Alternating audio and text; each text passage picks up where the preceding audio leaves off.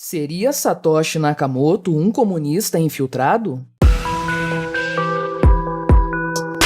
Este é o Visão Libertária, sua fonte de informações descentralizadas e distribuídas. Este artigo foi escrito por Dama da Filosofia, revisado por Rodolfo Andrello, narrado e produzido por mim, Quintessência. Dentre as novas ideias revolucionárias que surgem a todo momento no mundo atual, uma tem chamado bastante a atenção nos últimos tempos. Ela é chamada de criptocomunismo e se baseia na ideia de conseguir chegar ao comunismo por meio das criptomoedas. Os criptoativos são um assunto bastante novo e um tanto quanto misterioso para alguns. Portanto, precisaremos, em primeiro lugar, esclarecer algumas coisas sobre esse fascinante universo. O Bitcoin é reconhecidamente a principal criptomoeda do mercado, tanto pelo seu market cap como pela sua adoção e reconhecimento ao redor do mundo. Existem várias qualidades que fazem do Bitcoin um ativo superior ao modelo de dinheiro estatal, dentre os quais a confiança e rastreabilidade conferida pela rede blockchain e o seu caráter não inflacionário. Mas o que é a inflação? Para os economistas austríacos, a inflação é meramente o aumento da base monetária, vulgarmente conhecido como impressão de dinheiro. Assim, uma vez que o governo coloca em circulação uma quantidade maior de moedas, isso já deve ser entendido como inflação, independentemente de ainda não se ter observado qualquer variação nos preços praticados pelo mercado.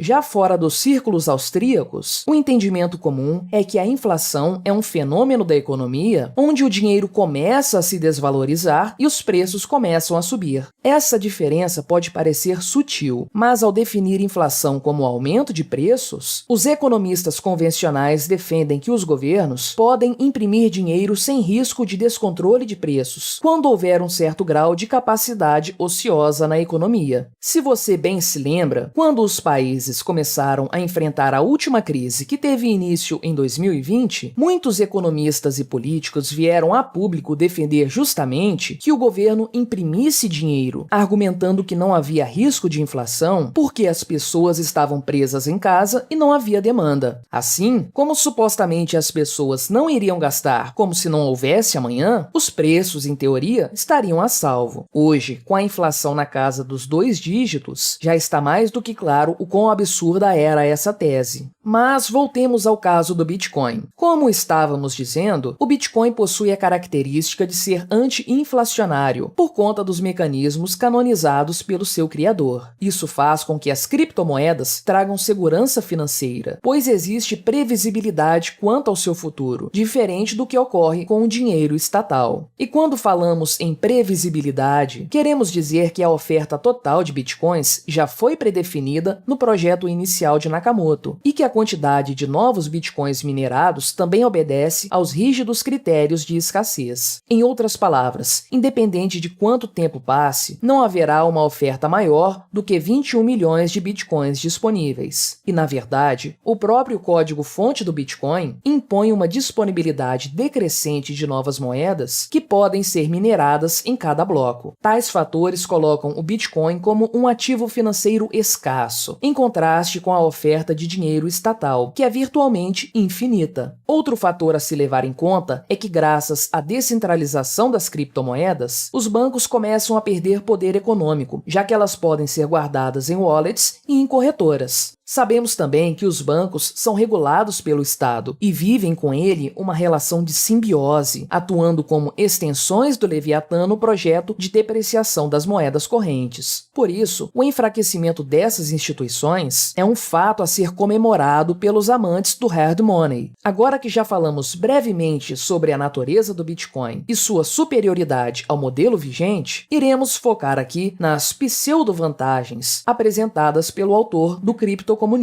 Seu nome é Mark Alizar e ele deu a seguinte declaração: na medida em que permitem nos apropriar coletivamente dos meios de produção monetária, parafraseando Marx, e substituir o governo das pessoas pela administração das coisas, como defendia Engels, eles formam a base de um regime político que começa a parecer um comunismo que finalmente se concretizou, um criptocomunismo. Essa ideia é bastante imaginativa, mas totalmente infundada. nada, pois o que as criptomoedas realmente fizeram foi libertar o cidadão de estar sob as decisões do Estado de controlar a moeda. E não só do Estado como manifestação política, mas também da coletividade que é tão cara aos socialistas. Diferente do que ocorre em um soviete, a blockchain não é influenciada por sindicatos ou pela pretensa vontade do proletariado. Ao contrário do apregoado pelo inditoso marxista, a natureza do Bitcoin é completamente avessa ao coletivismo. Via de consequência, com as criptomoedas, você passa a administrar seu próprio dinheiro, sem depender dos bancos ou das regulações e intervenções estatais, como já explicamos. E já que falamos em projetos políticos que têm o Bitcoin como base, vale a pena registrar que as possibilidades trazidas pela blockchain chegam de fato a empolgar os entusiastas da democracia direta, que veem a tecnologia como uma forma de aposentar o sistema representativo e colocar as decisões nas mãos dos próprios indivíduos. Veja-se, por exemplo, o caso de um político de Florianópolis, Vladimir Kripa, que afirmou defender uma democracia líquida em Bitcoin. Diz ele, usando as modernas tecnologias, computadores, criptografia e blockchain, podemos registrar os votos e a delegação de votos para que possamos decidir sobre essas políticas nós mesmos. Mas apesar dessas ideias de democracia direta, o fato é que o sistema inaugurado por Satoshi Nakamoto não possui qualquer nível de colaboração com as propostas comunistas. Muito pelo contrário, pois com as criptomoedas é o indivíduo que se torna soberano, e estando este indivíduo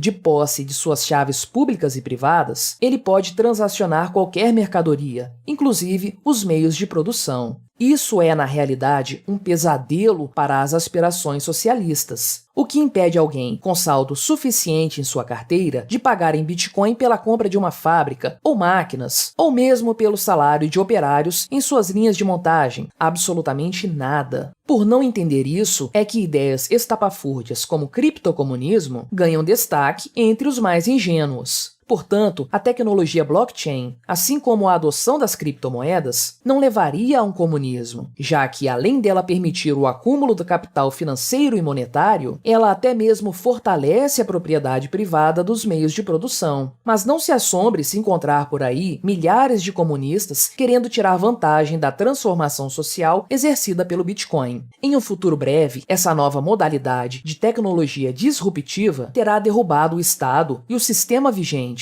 E os comunistas, mais do que depressa, tentarão colocar essa vitória na conta do comunismo, parafraseando um versículo do Evangelho de Mateus: onde estiver o cadáver, aí se ajuntarão os abutres. Quando o cadáver putrefato do Estado estiver ao chão, é praticamente certo que os socialistas tentarão se apresentar como a face da nova ordem. Ironicamente, quando as criptomoedas derrubarem o Estado, poderemos ver vários comunistas competindo entre si para ver quem oferece uma versão do socialismo mais ao gosto do cliente. Mas enquanto eles não tiverem acesso às nossas chaves e seeds, nosso saldo em Bitcoin estará a salvo. E sem poder apropriar-se dos nossos recursos escassos, os comunistas estarão de mãos atadas. Bem, é claro que para isso precisaremos de meios de autodefesa que possam repelir qualquer ação antiética contra nosso direito de propriedade. Mas isso é assunto para um outro vídeo. Obrigado por sua audiência. Se você gostou deste vídeo, clique no ícone de curtir abaixo e compartilhe o vídeo em suas redes sociais. Se você deseja ser notificado de outros vídeos, clique em se inscrever e depois no ícone da campainha. Até a próxima!